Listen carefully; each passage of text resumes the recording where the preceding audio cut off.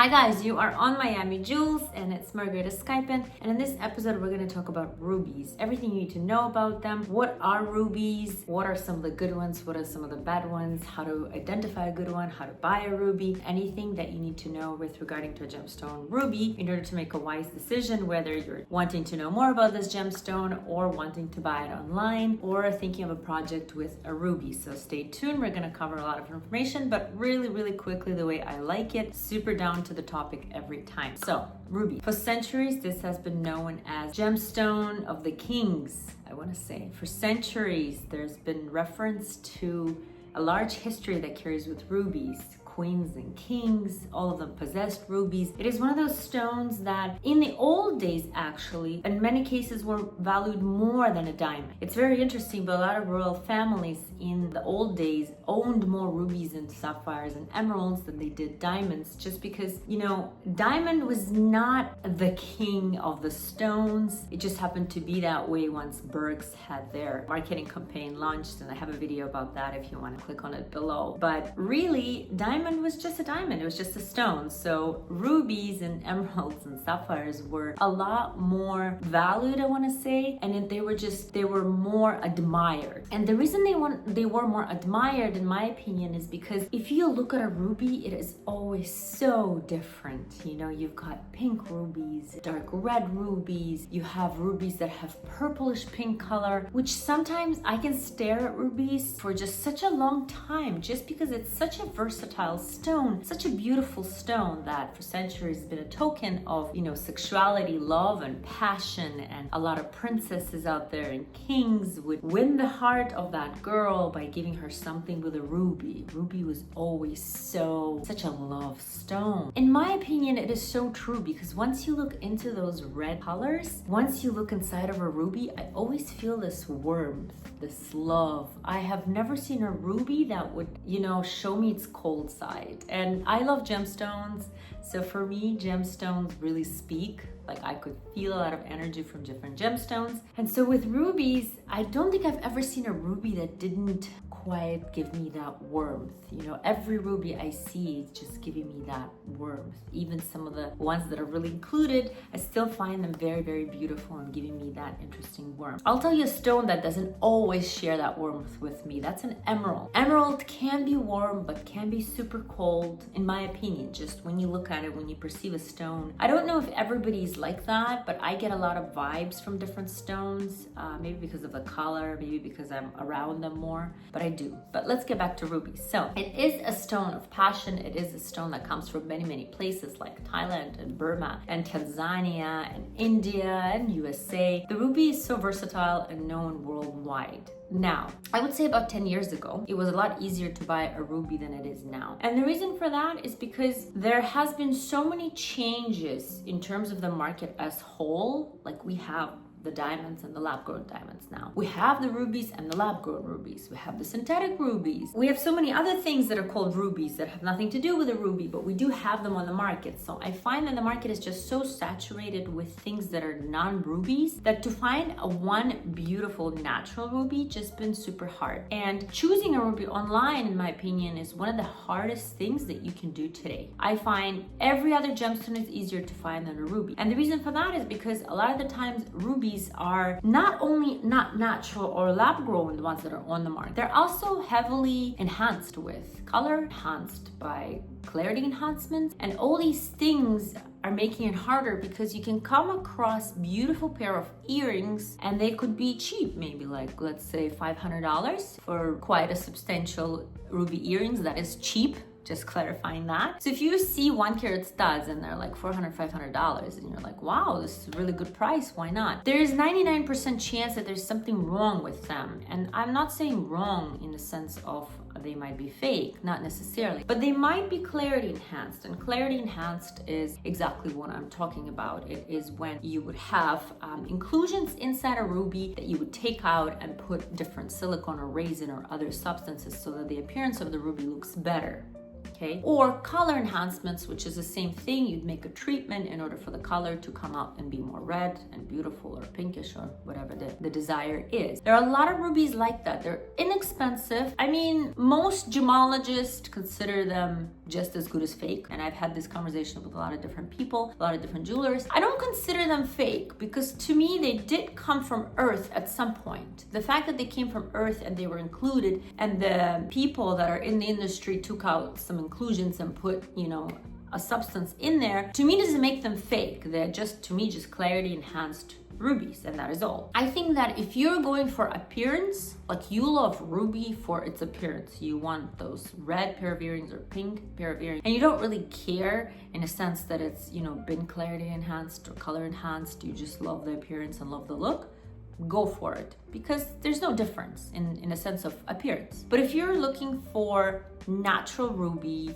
not included, it will obviously be heated. That's just the norm of the industry. There are very few unheated rubies out there as it is. So if you want a natural ruby, or if you're getting a ruby for spiritual reasons, I know a lot of my clients say, well, I can't have a clarity enhanced or color enhanced stone. I need to have a natural stone. If that's your program, if that's what you're going for, then it's gonna be tricky finding one. That's number one. Number two, it's gonna cost you a lot of money. And when I say a lot, I don't think people realize how expensive rubies can get. Take a look at the website right here. I am not affiliated with them in any way. They obviously do not sponsor my videos, but I do love them for their honesty and authenticity.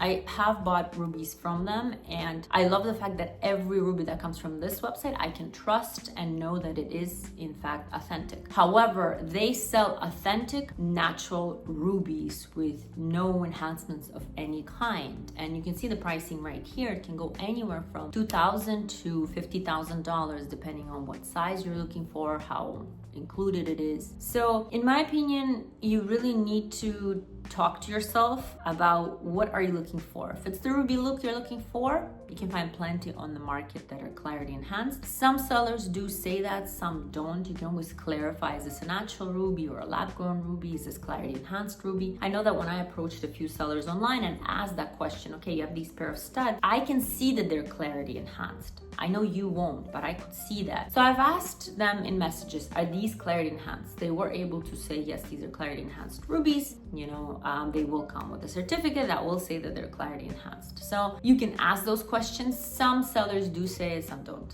The carat weight of the ruby only depends on what kind of ruby you're getting. If you're going for clarity enhanced, then perhaps it doesn't matter, because clarity enhanced rubies in general are not very expensive, and whether you go for smaller or bigger, the difference will be small. If you're going for natural ruby, the carat will have a lot to do with this, because natural rubies, if you're going to go for a half a carat and if you're going to go for a carat or two, the price difference will be humongous between the two. Okay, so the carat only matters in natural and does not matter in all other ones. The lab grown, it's the same story. It does not matter which ruby you go with in terms of carat. It just, the difference will be there. It just won't be as big. Cut. The cut of the rubies is important, but at the same time, it's not. A lot of natural rubies that I have seen on the market are not cut in the most amazing way. And the reason they've done this is because if it's a natural ruby and it's already scarce, so rare, a lot of the times the cutters don't want to cut it perfectly, but rather keep the weight. And I've seen that happen. And some people, again, do not care. They want 3 or 4 carat ruby, whatever they can get, the biggest one in their budget. Others would love a nice cut stone that shines and it's just beautiful, and so on and so forth. So it all comes down to preference. We've bought rubies before that we recut 100%. Because they were not cut well, I want to say. And in that case, you always have to tell the client, okay, this is a 5 carat ruby. If you want it cut well, it will, have a better sparkle. It will look better, but you will lose some carat weight. Most people don't care, and we go ahead and do that. But others have told me, no, we want to keep the weight of the ruby. So it all comes down to what your, again, what your story is and what you're going for. Because a lot of my clients who buy rubies, they buy them for reasons other than just appearance. They do want them for reasons of having that gemstone power or having that gemstone in their collection. So depends what you're going for. Now, clarity, I've already discussed minimally that with clarity, you really need to see what you're going for. If it's a natural ruby, clarity will not be as important, I want to say. In rubies, the color and the weight will have a better importance than clarity. Of course, if the stone is really, has so much imperfections, it will be on the cheaper side, that's given. But at the same time, the stone is super amazing and it's got purplish pink colors in it and it's got clarity issues, it will still sell for a lot of money because of that color, because that color is rare. So I would say that the clarity is not number one in rubies 100%. Okay, with lab-grown rubies, there's no really clarity issues. Most of them are really good clarity. With clarity enhanced, obviously the clarity is not an issue because it's been just modified and the PKs and the inclusions have been taken out. Whereas the color enhanced rubies, most of them are clean anyways. There are some that are not, they're super cheap. So again, to each his own. In terms of color, to me, color is everything in rubies. And I think not just to me, pretty much known that rubies are known for their colors. There are some colors in rubies that are truly rare, okay? One of the ones that's common, and I'm sure you've heard it by now, if this is not your first ruby video, is the pigeon blood ruby. I'm sure you've heard by now this saying, pigeon blood, and a lot of people wonder what's going on with that, but it is referring to the color of the ruby that is red with such an interesting depth, with such an interesting saturation of red that it is hard to explain it in any other way than just giving it that nickname, so to say. So if you want to take a look at what I'm talking about, it's going to be right here, a true, pigeon blood red ruby. They are absolutely stunning. You can look into that ruby like an art. You can look at it for hours because there's something mesmerizing about that color and something mesmerizing about looking into the ruby. In my opinion, it just takes you in. Like, to me, rubies are very interesting gemstone where it just sucks you in with this warmth and love and passion and sexuality. I absolutely love rubies and I can stare at them really like an art painting. Now, what I want to talk about, buying rubies. Let's discuss buying rubies. Yes, it's hard to buy them. If you are looking for ruby studs and you are looking for natural ruby studs, be prepared to spend over $1,000 for a natural ruby stud, somewhat of a beautiful color. We sell ruby studs that are really dark, like natural rubies, but on a very dark side, that there's not that much light that's going through them, such as right here. And these are not as expensive. They'll be between $700 and $800, I want to say, for a pair already in gold. So they are natural. They're not enhanced in any way, but you can see that the color is much different from the ones I showed you before because that's the color for that price range. If you wanted a pair of really, really fiery rubies that are natural, you would have to spend a couple of $1,000s for a set of studs. In my opinion, the way you shop online for rubies is one, you determine where do you fall into which category. Obviously, category 1, you want it for looks. Category 2, you want it for spirituality. And category 3, you want it for whatever, either investment or whatever purposes. If you want it for looks, then ask yourself, what do you like? Are you looking for fiery ruby? Do you enjoy pinkish rubies? Do you enjoy dark red rubies? Because I kid you not, to me, rubies, when a person comes and says, I want to buy a pair of ruby studs, I know we'll be stuck for a long time. Because I have to show them all shades. I have to explain to them, and it's hard to explain, so I really have to show them. I have to show them pinkish rubies, I have to show them dark red rubies, I have to show them pigeon blood rubies. I have to explain what the prices are, and I have to show them what lab-grown rubies look like, what clarity-enhanced rubies look like. And so we're usually stuck for long appointments because most people come and they don't know what they want when they say, I want a pair of ruby earrings. People have this picture in their head. Some picture it with these vivid red stones that are fired up in their ears. And if you're going for natural, that's a project for like 10 grand at least. If they're coming in wanting to buy a pair of studs and they have this picture that they're fiery red in their ears and they have a budget of $1,000, it ain't gonna happen. That's all I have to say. It just won't. So in that case, we have to figure out, okay, well, if that's your picture, if you're set on these fired up look in your ears, you have to go with either clarity enhanced or lab grown. There are no natural rubies that are fiery and red that are cheap. Those two things don't go together. Again, like in almost all my videos, I always say this: if you want to buy the jewelry right, you need to have a talk with yourself. You need to know yourself.